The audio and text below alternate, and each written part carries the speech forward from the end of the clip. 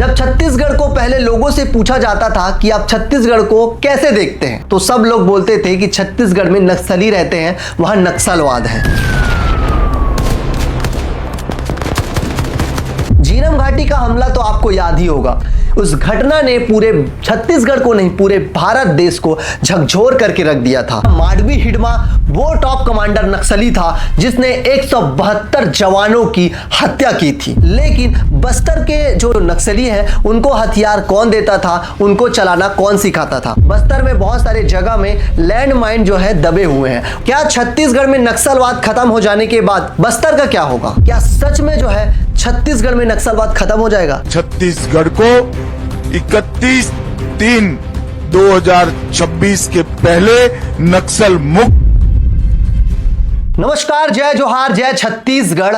आज मैं आपके सामने छत्तीसगढ़ की एक ऐसी समस्या लेकर आया हूं जिससे छत्तीसगढ़ पिछले 58 सालों से जूझ रहा था। जी हां, मैं बात कर रहा हूं नक्सलवाद, नक्सलिज्म की। जब छत्तीसगढ़ को पहले लोगों से पूछा जाता था कि आप छत्तीसगढ़ को कैसे देखते हैं, तो सब लोग बोलते थे कि छत्तीसगढ़ में नक्सली रहते हैं, वहां नक्सलवाद है। इस वीडियो में आपको पता चलेगा कि ऐसी कौन सी घटनाएं हैं जिन्होंने छत्तीसगढ़ नहीं पूरे भारत को झकझोर कर रख दिया और छत्तीसगढ़ को लाल आतंक के खौफ में डाल दिया। इस वीडियो में हम बात करेंगे कि तब से लेके अब तक छत्तीसगढ़ में नक्सलवाद में क्या बदलाव हुए हैं। क्या सचमुच में छत्तीसगढ़ में नक्सलवाद खत्म हो चुका है? आपकी जानकारी के लिए बता दूं कि 1 नवंबर 2000 को छत्तीसगढ़ को एक राज्य का दर्जा मिला, जिसके बाद 7 राज्य जो है छत्तीसगढ़ की सीमा से लगते हैं, जिसमें झारखंड, यूपी, तेलंगाना, महाराष्ट्र, ओडिशा, मध्य प्रदेश और आंध्र प्रदेश। अगर हम कुछ इतिहास के पन्ने पलटे तो बताया जाता है कि आंध्र प्रदेश के रास्ते अविभाजित मध्य प्रदेश में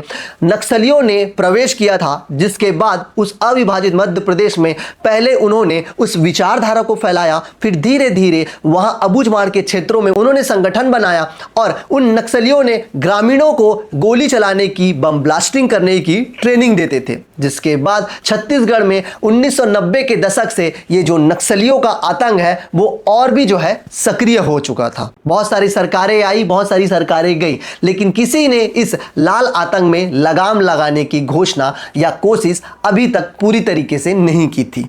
लेकिन 24 अगस्त 2024 में लोकसभा से एक आवाज निकलती है कि 31 मार्च 2026 तक पूरा भारत और छत्तीसगढ़ नक्सल मुक्त हो जाएगा। जी हां, यह आवाज और किसी की नहीं, भारत के केंद्रीय गृह मंत्री अमित शाह की थी। जिसके बाद इसकी चर्चा पूरे देश में होने लगी। लोग सोचने लगे क्या उनको सच में लाल आतंक से मुक्ति मिल जाएगी। आइए हम इस वीडियो में बात करते हैं कि छत्तीसगढ़ में लाल आतंक कैसे फैला, ऐसी कौन सी घटनाएं हुई जिसने छत्तीसगढ़ को झकझोर के रख दी। बात करें कि छत्तीसगढ़ के सबसे बड़ी नक्सली हमले में, जिसमें पहला जो नक्सली हमला आता है कि रानी बदोली में, जिसमें 55 जवान शहीद हुए थे। एक बार फिर जो है छत्तीसगढ़ की धरती खून से लाल हो गई थी। और फिर बात करें एक और ऐसी घटना की जिसमें छत्तीसगढ़ में जितने भी शासन प्रशासन के अधिकारियों में डर का माहौल ला दिया था। जो शासन प्रशासन के जो अधिकारी हैं वो बस्तर में नौकरी करने से और सेवा देने से डरते थे, कतराते थे। जी हां, मैं उस घटना की बात कर रहा हूं जिसमें 21 अप्रैल 2012 जहां पर सुकमा के तत्कालीन कलेक्टर एलेक्स पॉल मेनन को नक्सलियों ने अपहरण कर लिया था।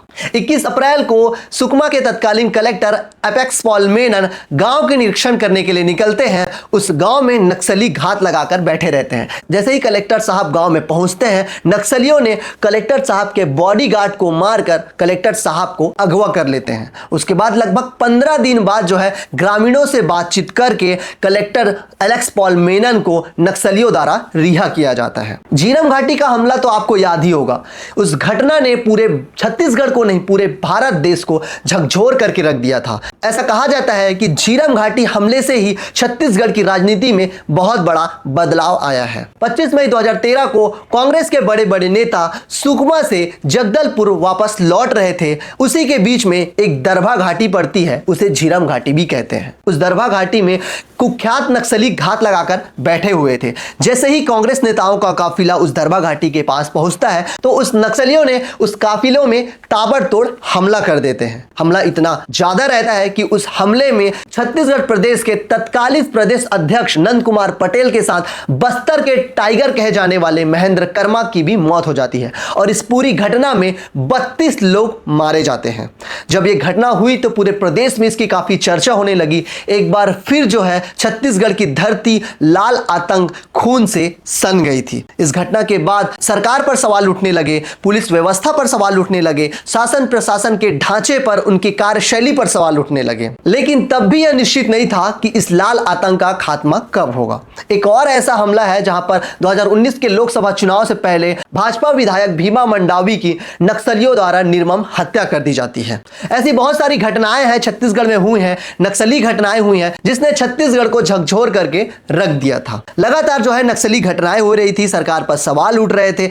अक्सर छत्तीसगढ़ जो है आदिवासी क्षेत्र, अबूझमाड़ क्षेत्रों के लिए जाना जाता है। बहुत सारे जो यात्री हैं वो यहाँ पर आते नहीं थे, डरते थे कि बस्तर जाएंगे तो हमको नक्सलियों का सामना करना पड़ सकता है, हमारी जान को खतरा हो सकता है।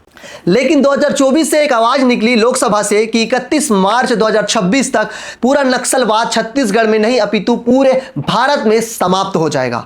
इसके बाद 72,000 जवानों की टुकड़ी जो है छत्तीसगढ़ में आई और लगभग पूरे छत्तीसगढ़ में ये जो जवान है आदिवासी इलाकों में और नक्सल प्रभावित क्षेत्रों में फैल गए। अब छत्तीसगढ़ में जो नक्सल प्रभावित क्षेत्र हैं वो झारखंड, ओडिशा, आंध्र प्रदेश, तेलंगाना और महाराष्ट्र, इन सभी क्षेत्रों में नक्सल प्रभावित जो गतिविधियां हैं वो बहुत ज्यादा होती थी। वो नक्सली जो है इन क्षेत्रों में छिपे रहते थे, इसीलिए जो है हमारे सुरक्षा जवान है इन्हीं क्षेत्रों में ज्यादा सक्रिय रहते थे। केंद्रीय सुरक्षा बल जैसे ही छत्तीसगढ़ में इंटर करते हैं, छत्तीसगढ़ में आते हैं तो लगातार ऑपरेशन चलते हैं, नक्सली और जवानों के बीच में मुठभेड़ होते हैं और कई जवान जो है इसमें शहीद भी हो गए हैं और कई नक्सली इस मुठभेड़ में मारे भी जा चुके हैं।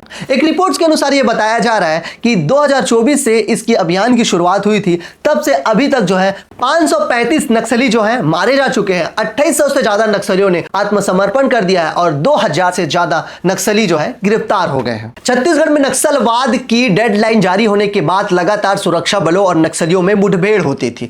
लेकिन छत्तीसगढ़ में नक्सलवाद के खात्मे का टर्निंग पॉइंट तब से शुरू हुआ जब 21 मई 2025 को नक्सलियों के सचिव बसवा राजू को सुरक्षा बल के जवानों ने मौत के घाट उतार दिया। जी हां, इसके बाद लगातार जो है बहुत सारे नक्सली मारे जा रहे थे और जो नक्सलियों के टॉप कमांडर हैं वो या तो आत्मसमर्पण कर रहे थे या उन्हें सुरक्षा बल के जवान जो है मौत के घाट उतार रहे थे। इसके बाद सुरक्षा बलों को एक बहुत बड़ी सफलता मिलती है जहां पे 18 नवंबर 2025 को छत्तीसगढ़ के सबसे बड़े नक्सली माडवी हिडमा को मौत के घाट उतार दिया जाता है। जी हां, माडवी हिडमा वो टॉप कमांडर नक्सली था जिसने 172 जवानों की हत्या की थी। लगातार पुलिस उसके सर्च अभियान कर रही थी और वो छत्तीसगढ़ के पुअर्ती गांव का रहने वाला था। जैसे ही खबर लोगों में फैली कि माडवी हिडमा मारा जा चुका है तो बस्तर में नक्सल संगठन की रीढ़ की हड्डी पूरी तरीके से कमजोर हो चुकी थी। इसके बाद लगातार जो है नक्सली आत्मसमर्पण कर रहे थे, मुख्य धारा में वापस लौट रहे थे। इसके बाद जो है पहली बार माडवी हिडमा के जन्मभूमि गांव पुअर्ती में तिरंगा फहराया गया। आप सोच पा रहे होंगे कि बस्तर में 104 गांव ऐसे हैं जहां पर पहली बार तिरंगा फहराया गया। आजादी से लेके अब तक ये जो क्षेत्र है वो नक्सल के लाल आतंक से जूझ रहे थे। लगातार इस लाल आतंक का खौफ बना हुआ था। कल 30 मार्च था और 30 मार्च को भारत के केंद्रीय गृह मंत्री द्वारा एक ऐलान किया गया कि 31 मार्च 2026 तक बस्तर लगभग पूरी तरीके से नक्सलवाद मुक्त हो चुका है। पूरा भारत जो है पूरे भारत को नक्सलवाद से आजादी मिल चुकी है। अब बाद में कितनी सच्चाई है या कितनी पुष्टि से जो मंत्री हैं वो ऐलान कर रहे हैं ये तो अब समय बताएगा। समय के अनुसार देखा जाएगा कि अब क्या सच में बस्तर में नक्सलवाद पूरी तरीके से खत्म हो चुका है। अब क्या सच में नक्सल मुक्त भारत बनने वाला है, ये तो समय बताएगा कि क्या सच में जो है छत्तीसगढ़ और पूरा भारत नक्सल मुक्त हो चुका है। इसी के ऊपर छत्तीसगढ़ के गृह मंत्री विजय शर्मा ने बयान दिया है कि क्या अब छत्तीसगढ़ में जो सुरक्षा बलों के कैंप लगे हुए थे क्या वो हटेंगे। गृह मंत्री विजय शर्मा ने कहा है कि अभी जो है बहुत सारे बस्तर में बहुत सारे जगह में लैंड माइन जो है दबे हुए हैं, उनकी तलाश की जाएगी। इसीलिए 1 साल तक कोई भी जो है सुरक्षा बलों के जो कैंप है बस्तर से नहीं हटेंगे। उनका कहना है कि समाज को सच स्वीकारने में थोड़ा समय लगेगा और तब तक जो है वो सुरक्षा बल जवान तो है वहां जो है कैंप लगाकर रहेंगे। धीरे धीरे जैसे ही परिस्थितियां सामान्य होने लगेंगी वैसे ही सुरक्षा बल के जवान जो है अपने अपने जो कैंप है वहां से हटा लेंगे। लेकिन अब सबसे बड़ा सवाल यह उठता है, क्या छत्तीसगढ़ में नक्सलवाद खत्म हो जाने के बाद बस्तर का क्या होगा? क्या बस्तर की जल जंगल जमीन किसी और को दे दी जाएगी? बस्तर के रहवासियों के लिए कैसा बस्तर मिलेगा? बस्तर किस प्रकार से विकसित होगा? यह एक बहुत बड़ा सवाल खड़ा हो चुका है, क्योंकि सरकार जो है लगातार बस्तर को आगे ले जाने के लिए आयोजन करते रहती है, जैसे बस्तर ओलंपिक, बस्तर पंडुम, बस्तर मैराथन, इस प्रकार के बड़े बड़े आयोजन होते रहते हैं। अब देखना यह होगा कि आज 31 मार्च 2026 है और आज वो आखिरी दिन है जिसमें छत्तीसगढ़ नक्सल मुक्त हो जाएगा। लगातार सरकार जो है जो पुनर्वास कर चुके हैं, जो मुख्य धारा में आ चुके हैं, उन नक्सलियों के लिए लगातार उनको एक रोजगार देने का काम कर रही है, लगातार उनको सामान्य जीवन देने का प्रयास कर रही है। लेकिन नक्सलवाद की आखिरी तारीख आते आते 25 मार्च 2026 को एक और टॉप कमांडर नक्सली जिसका नाम पापा राव है, उन्होंने अपने 17 नक्सलियों के साथ आत्मसमर्पण कर दिया था। लेकिन अब सबसे बड़ा सवाल यह उठता है कि उन आत्मसमर्पित नक्सलियों के पास AK-47 जैसे हथियार थे कि कौन उनको हथियार देता था या उनको हथियार देना चलाता था। अब अंदाजा लगा सकते हैं कि आप स्वयं जो है किसी एक जगह से दूसरे जगह कोई AK-47 या गन कोई ऐसा हथियार लेके नहीं जा सकते, क्योंकि सभी जगह सुरक्षा रहती है। लेकिन बस्तर के जो लोग हैं, जो ग्रामीणों, जो नक्सली हैं, उनको हथियार कौन देता था, उनको चलाना कौन सिखाता था? अभी भी एक बहुत बड़ा सवाल बचा हुआ है और भी बहुत सारे सवाल हैं। अब बस्तर कैसे विकसित होगा, कैसी दिशा जो है बस्तर को मिलने वाली है, किस प्रकार से बस्तर के रहवासियों का विकास होगा, छत्तीसगढ़ अब किस नाम से जाना जाएगा, यह भी जो है देखना होगा। क्या सच में छत्तीसगढ़ में लाल आतंक का खात्मा हो चुका है? आज 31 मार्च है, 31 मार्च 2026। हमने सोचा कि आपको रूबरू कराया जाए इस वीडियो बनाकर, क्योंकि छत्तीसगढ़ में नक्सलिज्म और नक्सलवाद का मुद्दा हमेशा बना रहता है, काफ़ी चर्चाएं होती हैं, लोगों में डर का माहौल बना रहता है। लेकिन अब जो है छत्तीसगढ़ पूरा तरीके से नक्सलवाद बन चुका है और इसी से रिपोर्ट में खबर सामने आ रही है। अगर फोर्स की माने तो अभी जो है 23 ऐसे नक्सली हैं जो अभी भी बचे हुए हैं। फोर्स का कहना है कि वो अब नक्सल काम को छोड़ दिए हैं और कोई गांवों में जो आके छुपे हुए हैं। लगातार फोर्स उनसे जो है संपर्क करने की कोशिश कर रही है, उनको मुख्य धारा में लाने की कोशिश कर रही है। सरकार ने उन आत्मसमर्पित नक्सलियों के लिए बहुत सारी योजनाएं चला रही है, उनको कोई सिलाई का प्रशिक्षण दे रहा है, कोई रोजगार के साधन जो है उनके लिए उपलब्ध करा रहे हैं। अभी छत्तीसगढ़ में पिछले विधानसभा सत्र हुआ था जिसमें आत्मसमर्पित नक्सलियों ने जो है विधानसभा सत्र की कार्यवाही देखी और जिसमें जो टॉप कमांडर नक्सली हैं सदन की कार्यवाही में भाग लिया, जो एक विकसित छत्तीसगढ़ की छवि को दिखाता है। लेकिन आपको क्या लगता है, क्या सच में जो है छत्तीसगढ़ में नक्सलवाद खत्म हो जाएगा? छत्तीसगढ़ में नक्सलवाद खत्म होने के बाद बस्तर का क्या होगा, छत्तीसगढ़ का क्या होगा, बस्तर के लोगों का क्या होगा? क्या बस्तर को एक नई पहचान मिल जाएगी? सवाल बहुत स्पष्ट है, सवाल बहुत बड़ा है। ये रिपोर्ट हमने आपके सामने इसलिए लेकर आई है क्योंकि ये छत्तीसगढ़ का एक बहुत महत्वपूर्ण मुद्दा है जिसमें आपको भी सोच विचार करना चाहिए। इस पूरी रिपोर्ट को लेकर आपकी क्या राय है कमेंट में जरूर बताइए और ये जो रिपोर्ट हमने बनाई है उसमें आप अपने विचार जो है कमेंट्स बॉक्स में रख सकते हैं। और ये वीडियो कैसी लगी कमेंट में जरूर बताइए और ऐसी वीडियो के लिए हमारे साथ बने रहिए। मैं सत्या जोशी, धन्यवाद।